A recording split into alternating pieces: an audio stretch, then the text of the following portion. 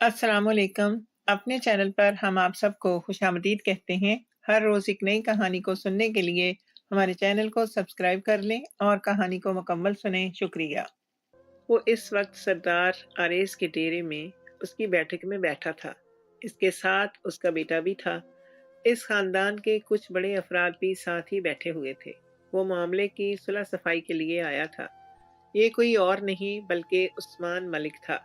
उस्मान मलिक के बेटे एहतशाम के हाथ से आरेज सरदार के भाई का खून हो चुका था। सरदार आरेज अपने बड़े भाई को अपने बाप की तरह से चाहता था। इसके बहुत क्लोज था। यहाँ तक कि अपनी छोटी से छोटी खुशी और अपना छोटे से छोटा गम भी उसने हमेशा अपने बड़े भाई गुलरेज से शेयर किया था और उसने भी हमेशा उसका साथ दिया था। गुलरेज एक अच्छा लड़का था, लेकिन मलिक और सरदार खानदानों में बरसों से चली आती दुश्मनी एक बार फिर से एक जान ले गई थी। इस बार सरदारों के खानदान का एक बहादुर सपूत मारा गया था, जबकि मलकों के एक लड़के ने सरदारों के इस लड़के का कत्ल किया था। इन दोनों के दरमियान हाथापाई हुई थी और हाथापाई में उसने पिस्तौल निकालकर गुलरेज की कनपटी पे रख दिया था और फिर उसे वहीं जाँ बहक कर दिया। जब इस बात की खबर आरेज को मिली तो वो भागा भागा अपने भाई की तरफ आया, लेकिन इस वक्त यहाँ पर कोई भी मौजूद नहीं था और गुलरेज की लाश वीराने में पड़ी थी। उसने अपने भाई को उठाया और अपने घर ले आया और उसके घर में एक कोहराम सा मच गया था।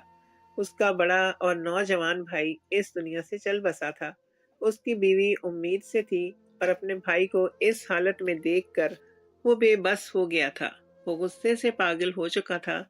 अब वो बदले की आग में जलने लगा था। अभी उसके भाई का जनाजा घर पर ही था। घर में सफ़े मातम बिछी पड़ी थी, लेकिन उसे अपने भाई के खून का बदला लेना था। वो जल्दी से बंदूक लेकर उठा, उस्मान मलिक के घर तक जा पहुंचा। उसने उनके घर पर जाकर फायरिंग शुरू कर दी थी।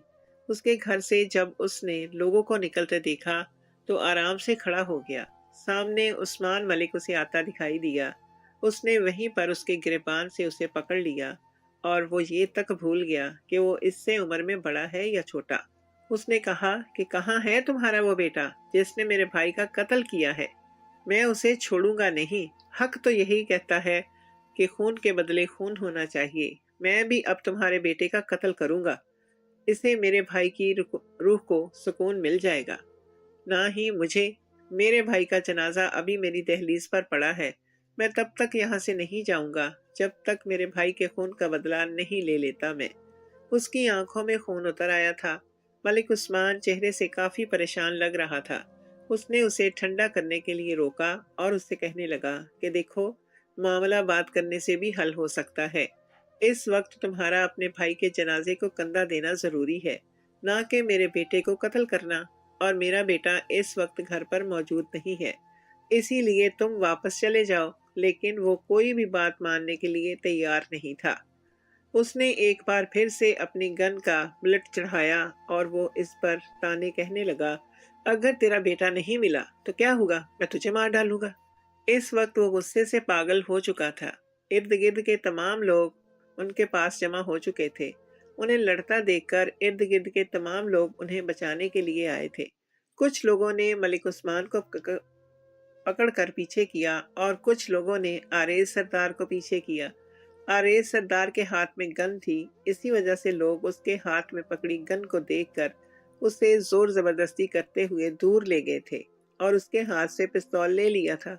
वो जानते थे कि अगर गलती से भी रिवॉल्वर का बटन दब गया तो गोली चल जाएगी और गोली चलने का मतलब साफ था कि किसी न किसी की जान चली जाती। ये इस गांव के दो बड़े खानदान थे। इनके दरमियान काफी अरसे से पेचीदगियां चल रही थी। साल हर साल से चली आने वाली ये दुश्मनी हर साल किसी न किसी का कत्ल करवाती और किसी न किसी से कत्ल के बदले कत्ल करवाती या फिर कसास के तौर पर कोई औरत वनी कर दी जाती। आज भी ऐसा ही होने जा रहा था। वो अपने भाई के कत्ल को हरगिज नजरअंदाज नहीं कर सकता था। जब इस बात की खबर उड़ती उड़ती उसके खानदान तक पहुंची तो उसके खानदान के कुछ लोग उसे वापस लेने के लिए आ गए। उन्होंने उसे समझाया कि इस वक्त तुम्हारा भाई तुम्हारे कंधे के इंतजार में है।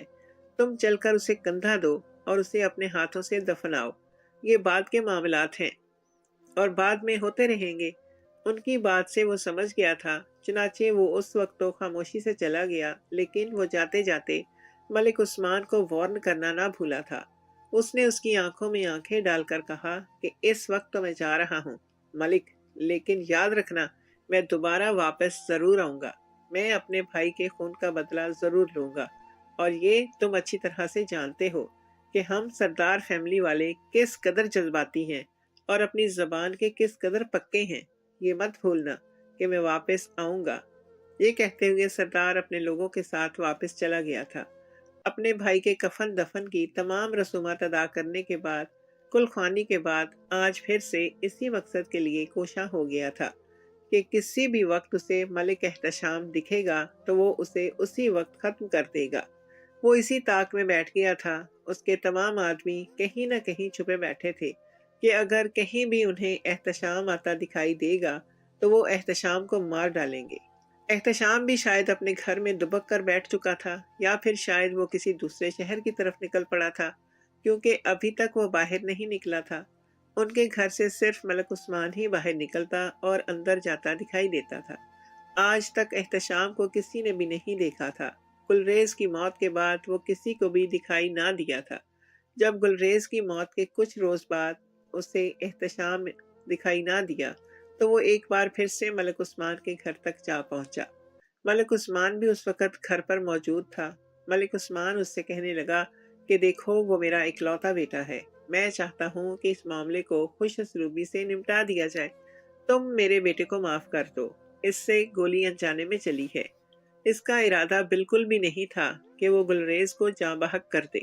تم اسے معاف کر دو۔ اس کی جگہ میں تم سے معافی چاہتا ہوں۔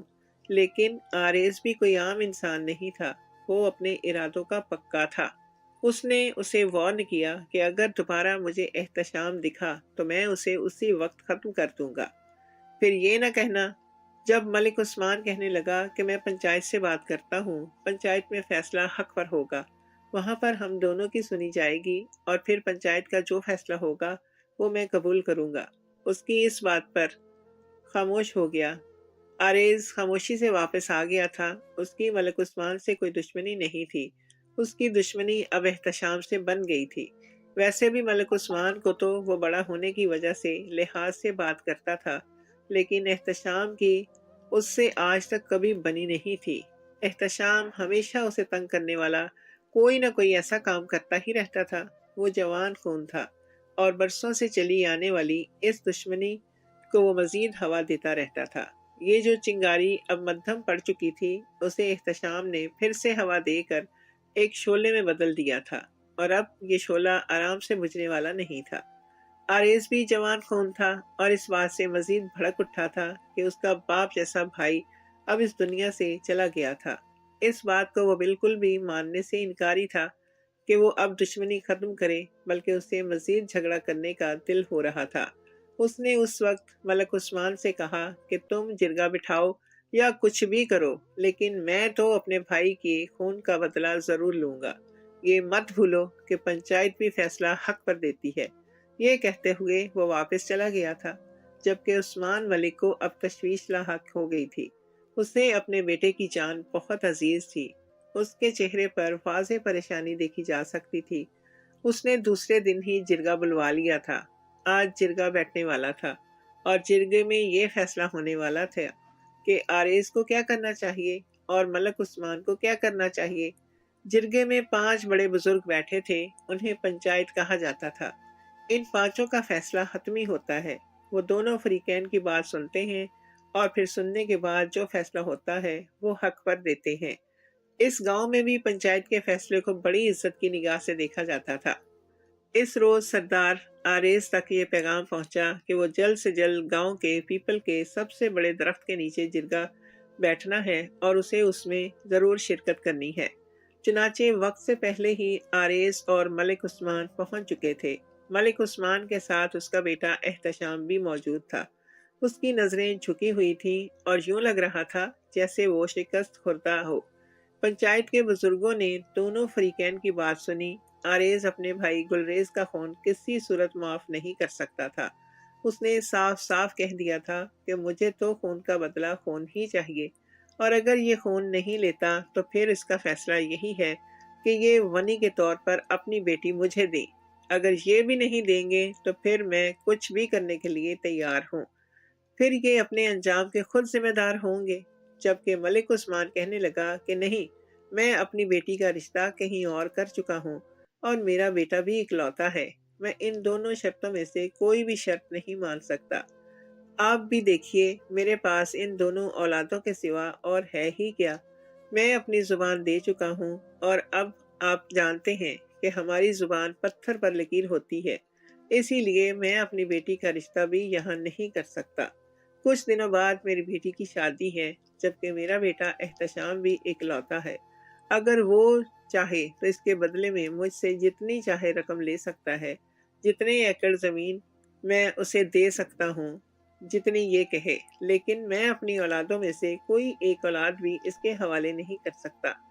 پنچایت نے دونوں کی بات سنی اور کہا کہ آپ دونوں کے درمیان اب صلح صفائی کے لیے صرف یہی ایک بات بچتی ہے کہ آپ دونوں مل بیٹھ کر کوئی حل نکالیں، ورنہ پنچایت تو یہی فیصلہ دے گی کہ خون کا بدلہ خون ہی ہوگا، جو اس گاؤں کی روایت ہے۔ جبکہ ملک عثمان اس بات سے بالکل بھی متفق نہیں تھا۔ اس نے سوچنے کے لیے کچھ وقت مانگا اور جرگہ برخاست ہو گیا۔ جبکہ جرگہ برخاست کرنے سے پہلے پنچایت کے سردار نے کہا کہ سردار آریز کو یہ تنبیہ کی جاتی ہے کہ آپ جب تک مکمل طور پر فیصلہ نہیں ہو جاتا، آپ نے کسی صورت میں بھی احتشام یا اس کے خاندان میں سے کسی بھی انسان کو نقصان نہیں پہنچانا، ورنہ پھر اس سب کے ذمہ دار تم خود ہوگے۔ اس بات پر متفق ہونا پڑا آریز کو، اور آریز خاموش ہو گیا۔ اب دونوں فریقین کو اس بات کا مان رکھنا تھا جو جرگے نے کہی تھی۔ اس روز جاتے جاتے آریز سردار نے ملک عثمان کے کان میں پھر سے کہا، میں چھوڑنے والا تو بالکل بھی نہیں، چاہے تمہاری ایک اولاد ہو یا پھر وہی نہ ہو، میں تو خون کا بدلہ خون ہی لوں گا۔ اس کی اس بات پر ملک عثمان تڑپ اٹھا تھا۔ وہ جانتا تھا کہ آرائی سردار اپنی بات کا کتنا پکا ہے۔ وہ گھر آیا اور دوسرے روز ہی وہ ایک بار پھر سے آرائی سردار کی حویلی پہنچ چکا تھا۔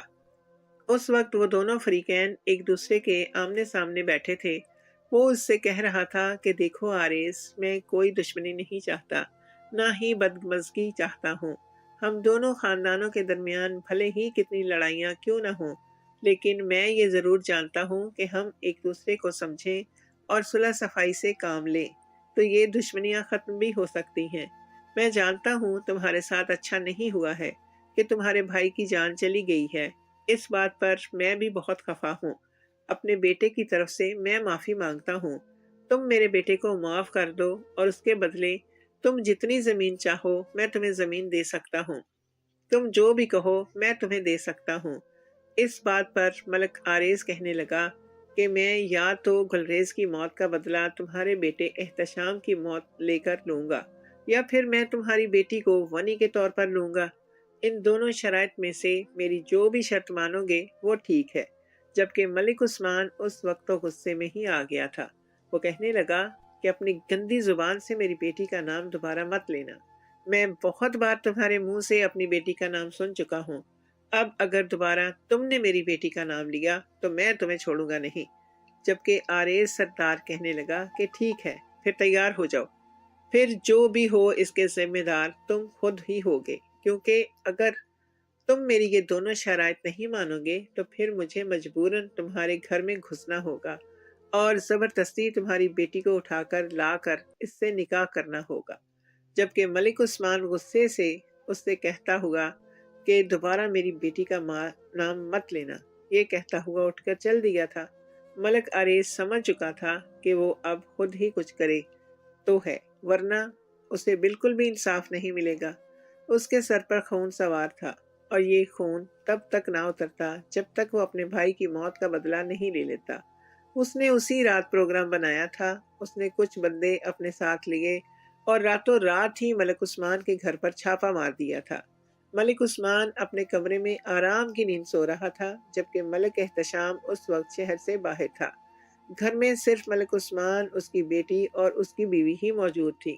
اس نے اس کی بیٹی کو زبردستی وہاں سے اغوا کیا اور اپنی گاڑی میں ڈالتا ہوا لے گیا۔ اس کی بیٹی جب چیخنے لگی تم ملک آریز نے اس کے چہرے پر بے ہوش کرنے والا رومال رکھ دیا تھا۔ وہ بے ہوش ہو گئی اور اسے اٹھا کر وہ لے گیا۔ ملک عثمان اٹھا تو اس نے دیکھا کہ اس کی بیٹی کے کمرے کا دروازہ کھلا ہوا ہے۔ اس نے جب جھانک کر دیکھا تو اس کی بیٹی کا ایک چپل کہیں تھا، دوسرا کہیں۔ اس کا دوپٹہ دروازے کے لاک میں پھنس چکا تھا اور اس کے کمرے کی تمام چیزیں بکھری پڑی تھیں۔ یہ دیکھ کر ملک عثمان کے پیروں تلے سے زمین نکل گئی تھی۔ وہ جان چکا تھا کہ یہ کام کس کا ہے۔ اس کی بیٹی اغوا ہو چکی تھی اور آج اس کی مہندی تھی۔ ملک عثمان کی جان پر بن آئی تھی۔ اس نے جلدی سے اپنے بندے لیے اور آریز سردار کی حویلی جا پہنچا۔ ملک آریز اس وقت گھر پر موجود تھا۔ اس نے ملک آریز سے کہا کہ شرافت سے مجھے میری بیٹی واپس کر دو، ورنہ اچھا نہیں ہوگا۔ اس کی بات سن کر آریز سردار ہنسنے لگا اور کہنے لگا کہ میں نے تم سے کہا تھا کہ اس کے بعد جو بھی ہو اس سب کے ذمہ دار تم خود ہوگے۔ اب بھگتو اس بات کا صلہ۔ آرام سے مجھے اپنے بیٹے کی جان لے لینے دیتے تو آج تمہاری عزت پر نہ بناتی۔ اب مزے کرو، جو بھی اس کے سسرال والوں کو کہنا ہے کہہ دو، کیونکہ اب تو تمہاری بیٹی کا گھر صرف یہی ہے۔ وہ میرے گھر میں قصاص کے طور پر آئی ہوئی عورت ہے، اور تم تو جانتے ہو کہ اس کی عزت اور اس کی اہمیت میرے گھر میں کیا ہوگی۔ جسے تم نے شہزادی بنا کر رکھا ہے وہ میری جوتی کی نوک پر ہوگی، اور میرے گھر سے اب تمہاری بیٹی کو کوئی بھی واپس لے کر نہیں جا سکتا۔ آریز سردار کی یہ بات سن کر ملک عثمان کا خون کھول اٹھا تھا۔ اس نے اس کے گریبان سے اسے پکڑا اور اسے کہنے لگا، خبردار، اگر تم نے میری بیٹی کا نام دوبارہ لیا تو میں اپنی بیٹی کو لے کر جاؤں گا۔ میں اس کے بغیر ہرگز نہیں جاؤں گا۔ جبکہ آریز سردار اس کی اس بے بسی پر ہنسنے لگا تھا اور کہنے لگا کہ پھر اس کا صرف ایک ہی حل ہے کہ تم اپنے بیٹے کو میرے حوالے کر دو، میں اسے قتل کر دوں گا اور پھر تمہاری بیٹی تمہیں واپس کر دوں گا۔ اور ابھی تم اس بات سے بے فکر رہو کہ میں نے تمہاری بیٹی کو اپنے نکاح میں لے لیا ہے۔ کل تک کا وقت ہے تمہارے پاس۔ اگر کل اس وقت تک تمہارا بیٹا مجھے نہ ملا تو میں تمہاری بیٹی سے زبردستی نکاح کر لوں گا، اور وہ ونی میں آئی ہوئی ایک پالتو کتے کی حیثیت سے میرے گھر میں رہے گی۔ ملک آریز کی یہ بات سن کر ملک عثمان کو تڑپا کر رہ گئی تھی۔ آج تک اس نے اپنی بیوی کے ساتھ کیا کیا تھا، اس کی سزا اس کی بیٹی کو ملنے والی تھی۔ وہ تڑپ کر اٹھا اور کہنے لگا، دیکھو میں تمہیں پہلے بھی کہہ چکا ہوں کہ آرام سے صلح مشورے کے ساتھ معاملات حل کر لیتے ہیں۔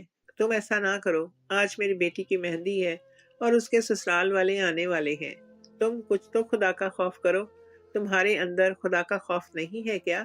جبکہ سردار آریز اس کی بات پر بھڑک اٹھا تھا۔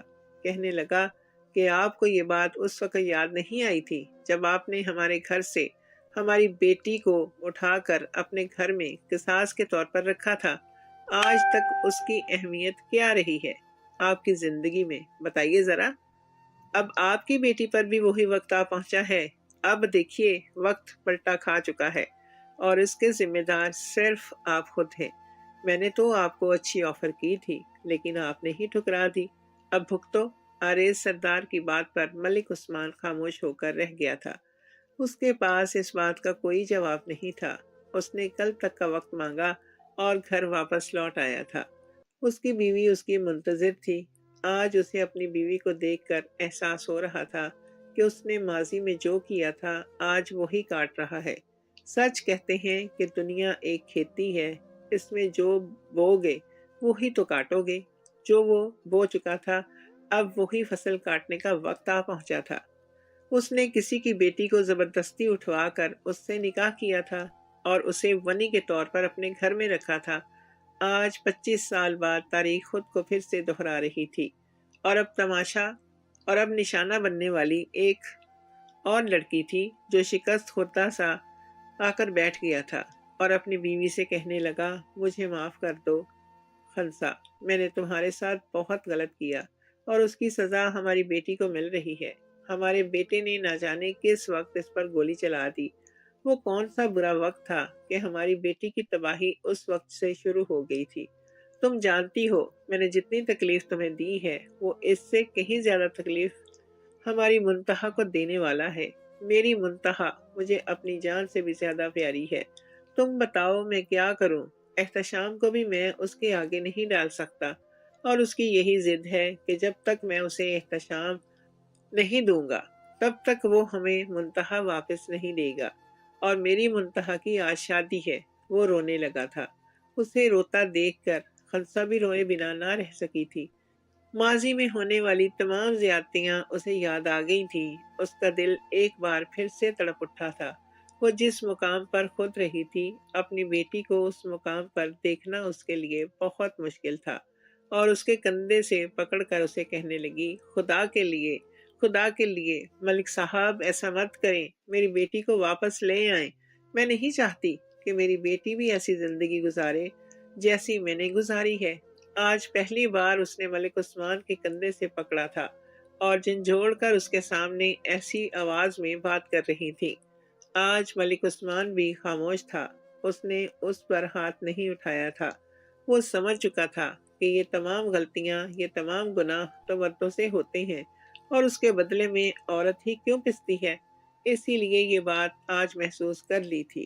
زندگی گزار چکا تھا، اور زندگی کی یہ غلطیاں اسے بہت بڑا خمیازہ مانگ رہی تھی، بہت بڑی قربانی مانگ رہی، اور یہ قربانی وہ نہیں دے سکتا تھا۔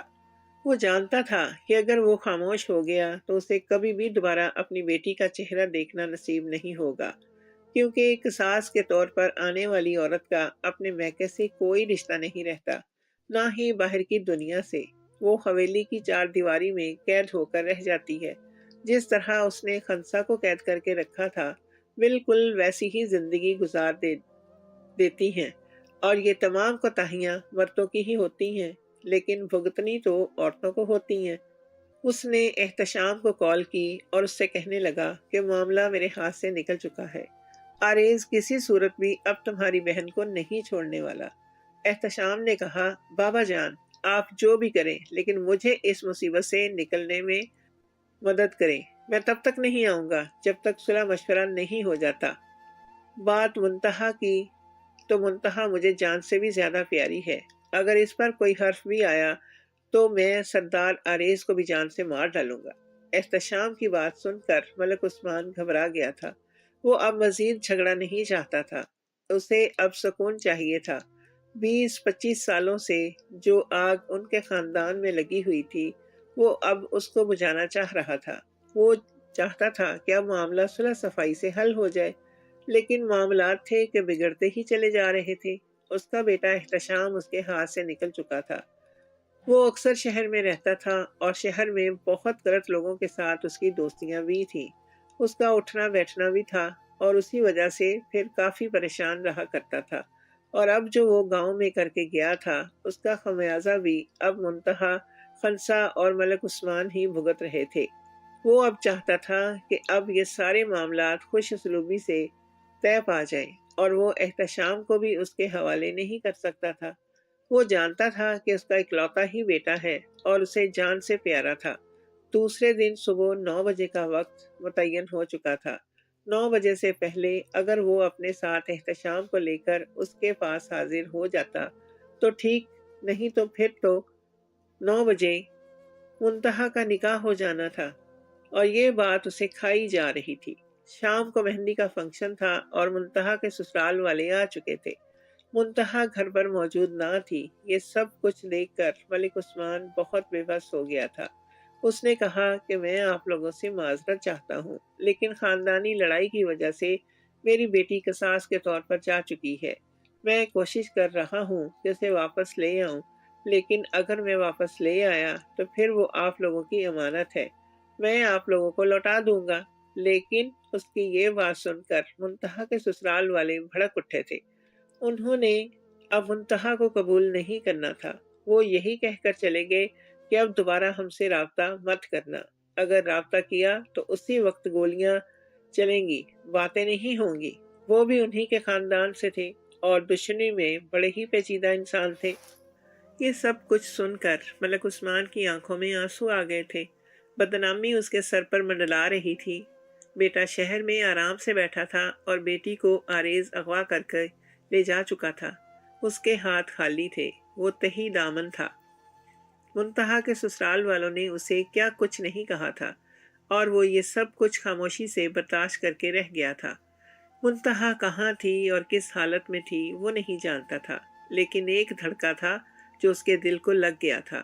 اس کے آنسو اب رک نہیں پا رہے تھے۔ جب سارے لوگ چلے گئے تو خنسا قدم بقدم چلتی ہوئی اس کے پاس آئی۔ وہ اس وقت اپنے صحن میں بچھی کرسیوں پر ایک کرسی پر بیٹھا ہوا تھا۔ اس کے ہاتھ کانپ رہے تھے۔ خنسا نے اس کے کندھے پر ہاتھ رکھا۔ شادی کے بعد ان دونوں کے درمیان نرمی سے ہونے والی گفتگو یہ دوسری تھی۔ ان 25 سالوں میں اس نے کبھی بھی خنسا کو وہ مقام نہ دیا تھا جو ایک عورت کو دیا جاتا تھا۔ خنسا اسی چیز پر بہت خوش قسمتی سمجھتی تھی کہ اس نے اولاد پیدا کر لی تھی، لیکن اسے جو ایک جیون ساتھی چاہیے تھا وہ اسے کبھی مل ہی نہیں پایا تھا۔ خنسا نے اس کے کندھے پر ہاتھ رکھا تو اس نے نم آنکھوں کے ساتھ سر اٹھا کر دیکھا۔ کہنے لگا، خنسا، اب میری واحد امید صرف تم ہو۔ صبح 9 بجے تک آریز اس سے شادی کر لے گا اور میری بیٹی قصاص کے طور پر ان کے گھر میں رہ جائے گی۔ مجھے اپنی بیٹی ہر قیمت پر چاہیے۔ میں اپنی بیٹی کو ہرگز وہ زندگی جینے نہیں دے سکتا جو میں نے تمہیں جینے پر مجبور کیا تھا۔ تم جاؤ اور آریز سے کہو کہ میری بیٹی کے ساتھ ایسا نہ کرے۔ وہ اس کے نہ کردہ گناہوں کی سزا اسے نہ دے۔ احتشام نے اگر آریز کے بھائی گلریز کا قتل کیا ہے تو اس کا مطلب یہ تو نہیں کہ اس کے کرموں کی سزا منتہا کو ملے۔ منتہا تو اس گھر میں باندی بن کر رہ جائے گی۔ اس کا ڈاکٹر بننے کا سپنا ادھورا رہ جائے گا۔ میں اس کے سپنوں کو پورا کرنا چاہتا ہوں۔ تم خدا کے لیے جاؤ، میری منتہا کو واپس لے آؤ۔ شادی کے بعد آج پہلی بار ملک عثمان مجھ سے کہہ رہا تھا کہ تم اپنے میکے جاؤ، تم اپنے میکے جا کر منتہا کو واپس لے کر آؤ، لیکن آج اس میں میکے جانے کی ہمت نہ ہو رہی تھی۔ آج بھتیجے اور شوہر کا معاملہ تھا۔ بھتیجے کو بیٹے نے مار ڈالا تھا اور بھتیجے سے اپنی بیٹی چھڑوانے کے لیے اس کا شوہر اب ہر قیمت پر تیار تھا۔ کہنے لگا، تم جاؤ، ان سے کہو کہ اگر وہ چاہیں تو خون کا بدلہ خون سے لے لیں، مجھے مار ڈالیں، لیکن میری بیٹی کو واپس کر دیں۔ میں اپنی بیٹی کو یوں گھٹ کر جیتا ہوا نہیں دیکھ سکتا۔ اس کی یہ بات سن کر خنسا رونے لگی۔ کہنے لگی کہ میں اب کس منہ سے جاؤں گی، کس حیثیت سے جاؤں؟ 25 سال بعد آپ مجھے میرے میکے بھیج رہے ہیں تو کس حیثیت سے؟ ایک بھیک مانگنے والی کی حیثیت سے۔ حق تو یہ ہے کہ اب آپ کے ساتھ بھی ویسا ہی ہو جیسا آپ نے میرے ماں باپ کے ساتھ کیا تھا۔ میرے باپ کا تو کوئی قصور بھی نہیں تھا، جس نے آپ کے باپ کا قتل کیا تھا، اور وہ بھی میرے باپ نے نہیں کیا تھا، بلکہ غلطی سے میرے چچا زاد سے ہو چکا تھا، لیکن آپ پھر بھی اس سب کے بدلے میں مجھے اٹھا کر لے آئے تھے۔ آپ کو یاد ہے؟ اب تاریخ پھر سے خود کو دہرانے تو کیا ہی حرج ہے؟ میں اب کس منہ سے جاؤں اور ان سے کیسے کہوں کہ میری بیٹی کو چھوڑ دیں؟ میرا بھتیجا میرا خون ہے۔ میں جانتی ہوں کہ میرا خون کوئی غلط حرکت نہیں کرے گا۔ میں نے بچپن میں اسے اپنے ہاتھوں سے کھلایا ہے، اور میرا بھائی بھی ابھی زندہ ہے۔ وہ ہماری بیٹی کو ایک بہو کا درجہ دیں گے۔ کیا ہوا جو وہ ان کے دشمن کی بیٹی ہے، لیکن پھر بھی ہے تو انہی کی بھانجی نا۔ آپ بے فکر رہیں، اگر ایسا ہو بھی گیا تو کچھ غلط نہیں ہوگا۔ ہماری بیٹی اپنے گھر سے نکل کر دوسرے اپنے ہی گھر میں جائے گی، لیکن وہ ہوگی تو قصاص کے طور پر ہی نا۔ اس کی بات پر ملک عثمان تڑپ اٹھا تھا۔ میں اپنی بیٹی کو قصاص کے طور پر ہرگز نہیں لے جانے دوں گا۔ خدا کے لیے میری بیٹی کو واپس لا دو۔ میں نے تو اپنی طرف سے جو کرنا تھا وہ کر لیا۔ میں مزید خون خرابہ نہیں کر سکتا، نہ ہی میں مزید خون خرابہ چاہتا ہوں۔ اس کی بات سن کر خنسا کہنے لگی کہ صبح تک دیکھتے ہیں، ہو سکتا ہے کہ احتشام واپس آ جائے۔ احتشام واپس نہ آیا تو ہم دونوں چلیں گے۔ اس کی یہ بات سن کر ملک عثمان کچھ حوصلہ پا کر وہاں سے اس کے سہارے اٹھ گیا تھا۔ اب اس کے لہجے میں نرمی آ گئی تھی اور اسے اپنی غلطی کا احساس بھی ہو چکا تھا۔ دوسرے روز لگ بھگ 9 کے قریب تک وہ انتظار کرتے رہے کہ احتشام جلد سے جلد آ جائے گا، لیکن احتشام واپس نہ لوٹا تھا۔ معاملہ گھمبیر ہو رہا تھا۔ یہ سب جانتے تھے کہ سردار آریز وقت کا کتنا پکا ہے۔ اس نے 9 بجے کا کہا تھا اور 9 بجتے ہی اس نے نکاح کر لینا تھا۔ 9 بجنے والے تھے۔ اور 15 منٹ پہلے ہی انہوں نے ارادہ کر لیا تھا کہ اب وہ جا کر ان سے معافی مانگ لیں گے، لیکن ان کے پہنچنے تک بہت دیر ہو چکی تھی۔ آریز اب منتہا سے نکاح کر چکا تھا۔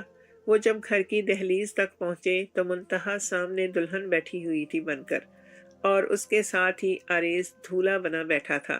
مولوی صاحب نے نکاح پڑھا دیا تھا اور منتہا ڈری سہمی بیٹھی ہوئی تھی۔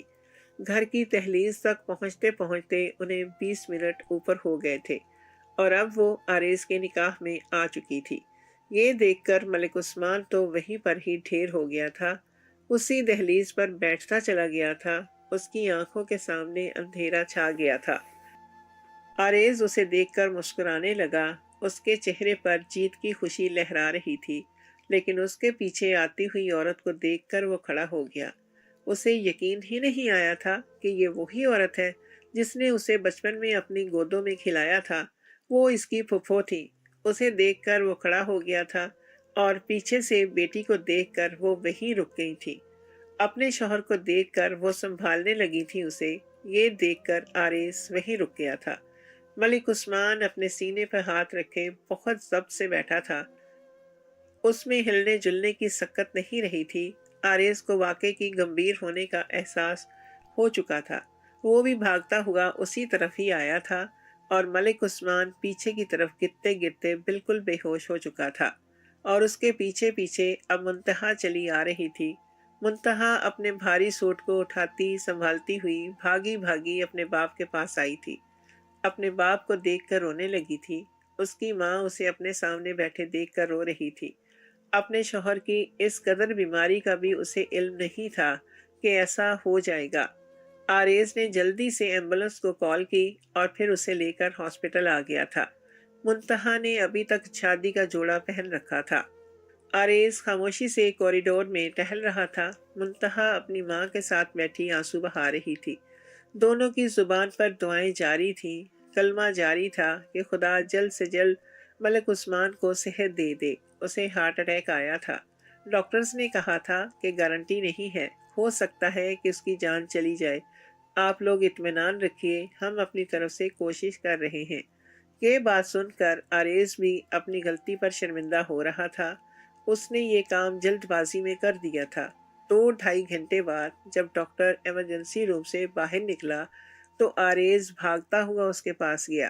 ڈاکٹر نے کہا، آپ اطمینان رکھیں، مریض اب خطرے سے باہر ہے، لیکن دھیان رہے اسے کوئی ایسی بات نہ کیجیے گا، نہ ہی کوئی ایسی خبر دیجیے جس سے ان کے ڈپریشن میں اضافہ ہو، کیونکہ عین ممکن ہے کہ اگر انہیں دوسرا اٹیک ہوا تو ان کی جان لے لے گا۔ ڈاکٹر کی یہ بات سن کر وہ تینوں سکتے میں آ گئے تھے۔ ڈاکٹر نے کہا کہ آپ میں سے منتہا کون ہے؟ منتہا کو مریض یاد کر رہا ہے۔ اس کی بات پر منتہا جلدی سے کمرے میں گئی اور روتے ہوئے اپنے باپ کا ہاتھ تھام لیا۔ اس نے منتہا کو دیکھتے ہوئے کہا، منتہا تم ٹھیک تو ہو نا؟ منتہا نے اس بات میں سر ہلایا، کہنے لگی، جی بابا میں بالکل ٹھیک ہوں، آپ بالکل بھی فکر مت کریں، میں بالکل ٹھیک ہوں۔ مجھے آریز نے کچھ بھی نہیں کہا، بلکہ وہ تو بہت اچھا انسان ہے۔ وہ ہم دونوں خاندانوں میں دشمنی مٹانا چاہتا تھا، اسی وجہ سے اس نے مجھے گھر سے اٹھایا اور مجھ سے نکاح کیا۔ میں اس بات کی آپ سے معافی چاہتی ہوں، لیکن وہ کوئی جھگڑا نہیں چاہتا۔ وہ چاہتا ہے کہ ہم سب ایک ہو جائیں۔ امی کو ان کے میکے سے جوڑنے کے لیے بس مجھے یہی طریقہ ٹھیک لگا۔ آپ مجھے معاف کر دیجئے۔ وہ روتے ہوئے اپنے باپ کا ہاتھ تھام کر کہنے لگی۔ اس کی بات پر عثمان نے حیرت سے اسے دیکھا، جبکہ پیچھے سے آتا آریز ان کی بات سن چکا تھا۔ آریز اپنی پھپھو کے ساتھ کمرے میں داخل ہوا اور ملک عثمان سے کہنے لگا، دیکھیے عثمان انکل، میں نے آپ کے ساتھ جو بھی بدتمیزی کی یا میں نے جو کچھ بھی آپ کو کہا، اس میں صرف اور صرف یہی بات تھی۔ میں پڑھا لکھا باشعور آدمی ہوں اور میں نہیں چاہتا کہ یہ جاہلانہ رسمیں ہمارے خاندان میں مزید پائی جائیں۔ ہم تو اس گاؤں کے سب سے بڑے ہیں، اس گاؤں کا نظام ہمارے ہاتھ میں ہے۔ اگر ہم لوگ آپس میں یوں ہی جھگڑتے رہیں گے تو ہمارے آپس میں اس گاؤں کا کیا بنے گا؟ گاؤں کے لوگ کہاں جائیں گے؟ ہم تو اس ذکر کو ختم کر سکتے ہیں۔ دیکھیے پھپھو کو کس بات کی سزا ملی، وہ تو بالکل ہی بے قصور تھی۔ اور آپ کے ابو کی وفات کوئی پھپھو کے ابو یا بھائی سے تو نہیں ہوئی تھی، بلکہ ان کے چچا زاد سے ہوئی تھی۔ پھر بھی اس گھر میں ایک لوتی بیٹی کو اٹھا کر لے جانے والے اور قصاص کے طور پر اپنے پاس رکھنے والے مرد آپ تھے۔ تب تو میں بہت ہی چھوٹا تھا، مجھے اس چیز کی سمجھ نہیں تھی۔ میں جانتا ہوں کہ میری دادی میری پھپھو کے لیے کتنا روتی تھی، اور میں خود پھپھو کی جدائی میں کتنا رویا تھا۔ تب سے میں نے فیصلہ کیا تھا کہ میں اس خاندان کو ایک بار پھر سے جوڑوں گا، یہ گھٹیا رسم ختم کروں گا۔ پھپھو پر ہونے والے مظالم کی خبر مجھے رفتہ رفتہ وقفے وقفے سے ملتی ہی رہتی تھی، لیکن میں خاموش رہا۔ اب میں واپس آیا ہوں۔ احتشام اس دشمنی کو ہوا دے رہا تھا۔ اس روز بھی گلریز بھائی آپ سے صلح کرنے کے لیے ہی آ رہے تھے، کیونکہ دادی جان اس وقت زندگی اور موت کی کشمکش میں تھی۔ ان کی صرف آخری خواہش یہی تھی کہ وہ اپنی بیٹی کو خوش باش اپنی آنکھوں کے سامنے دیکھیں۔ اپنی دادی کی یہ خواہش پوری کرنے کے لیے میں نے یہ سب کچھ کیا۔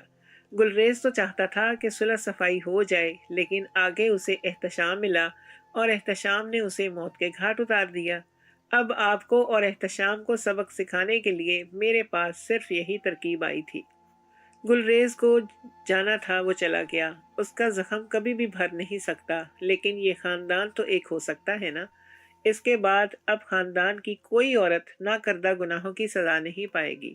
ہمیں قصاص کی رسم کو یہی ختم کرنا ہوگا اور ان خاندانوں کو باہم ملانا ہوگا، ورنہ خنسا پھپھو کی طرح کئی اور عورتیں بھی اس کی بھینٹ چڑھتی ہی رہیں گی اور عورتوں کی زندگی برباد ہوتی رہے گی۔ میکے سے کٹ جانا کیا ہوتا ہے، یہ کوئی عورتوں سے پوچھے۔ ہم مرد تو اپنی زندگیوں میں ویسے ہی جیتے رہتے ہیں، لیکن یہ قصاص کے طور پر آئی ہوئی عورتیں جو ظلم سہتی ہیں، صرف انہیں ہی پتا ہوتا ہے۔ اس کی یہ بات سن کر ملک عثمان ایک بار پھر سے رونے لگا تھا۔ اس وقت وہ بستر مرگ پر پڑا تھا۔ اس کے ہارٹ اٹیک کی خبر اب احتشام تک بھی پہنچ چکی تھی۔ احتشام بھی بھاگا بھاگا ہسپتال آ پہنچا تھا۔ اپنے سامنے آریز کو دیکھ کر وہ کچھ جھجکا تھا، پھر اپنے باپ کی طرف دیکھ کر اس کی طرف بڑھا اور کہنے لگا کہ بابا جان، آپ ٹھیک تو ہیں نا؟ آپ کو کیا ہوا ہے؟ تبھی وہ یہ دیکھ کر حیران ہو گیا کہ اس کی بہن دلہن بنی آریز کے ساتھ کھڑی تھی۔ اس نے غصے میں آ کر آریز کا گریبان پکڑنا چاہا کہ تبھی اس کی ماں آگے آ گئی اور اسے گال پر ایک کھینچ کر تھپڑ دے مارا۔ کہنے لگی کہ تمہیں تو اپنی بہن کا کوئی خیال ہی نہیں تھا۔ تمہیں ہم نے کال کی تھی، تمہارا تو حق تھا کہ تم بھاگتے ہوئے چلے آتے، لیکن تم اپنی جان بچا کر وہیں پر بیٹھے رہے۔ اب خبردار، اگر دوبارہ دشمنی مول لی تو 25 سال بعد میرے میکے سے بنی ہے۔ اب دوبارہ تم آ کر اسے خراب مت کرو، ورنہ اب آریز کی جگہ میں گولی چلاؤں گی اور تمہارے سینے میں خود ہی گولی مار دوں گی۔ وہ جانتی تھی کہ ان کا بیٹا بہت ضدی اور آوارہ ہے، وہ اپنی بات پر اڑا رہے گا اور آریز سے مزید دشمنی مول لے گا۔ اسی وجہ سے انہوں نے سخت لہجے میں کہہ دیا تھا۔ احتشام خاموش ہو گیا، اسے حقیقت کا پتہ چل چکا تھا۔ خنسا آپ خدا کے حضور شکر گزار تھی کہ خدا نے اسے اس کے میکے سے ملوا دیا تھا۔ ملک عثمان کی صحیحیابی کے کچھ روز بعد ہی اسے گھر لے جایا گیا تھا۔ گھر لے جانے کی بجائے اس نے آریز کے گھر جانا ہی بہتر سمجھا تھا، کیونکہ خنسا کی ماں بہت بیمار تھی، وہ بستر پر لگ چکی تھی اور وہ خنسا سے ملنا چاہتی تھی۔ خنسا کے ساتھ ملک عثمان بھی اس کی ماں سے ملنے گئے تھے۔ اب یہ دونوں خاندان ایک بار پھر سے یکجا ہو گئے تھے۔ خنسا اور منتہا خوش تھیں، کیونکہ اب ان کی زندگی اور کسی بھی عورت کی زندگی ایسے خراب نہیں ہوگی جیسے یہاں کی ریت رواج تھی۔ بالآخر آریز نے یہ ریت ختم کر دی تھی۔ اس نے ایک غیرت مند مرد ہونے کا ثبوت دیا تھا اور وہ سب کے سب تھے اس کے سامنے۔ اس خاندان کی تمام عورتیں اب آزادی سے زندگی گزار سکتی تھیں۔ صدیوں سے چلی آنے والی یہ دشمنی آج ختم ہو چکی تھی۔ منتہا اور آریز کی نئی زندگی شروع ہو چکی تھی اور ان کی زندگی کے یہ حسین شروعات تھی۔ وہ دونوں ایک دوسرے کے ساتھ بے حد خوش تھے۔ بالآخر آریز کی خوشیاں بھی اسے مل چکی تھی اور خنسا بھی اپنی خوشیاں واپس لے چکی تھی۔ اس کے بعد اب ان خاندانوں میں سے کوئی عورت بھی قصاص کے طور پر نہ گئی تھی۔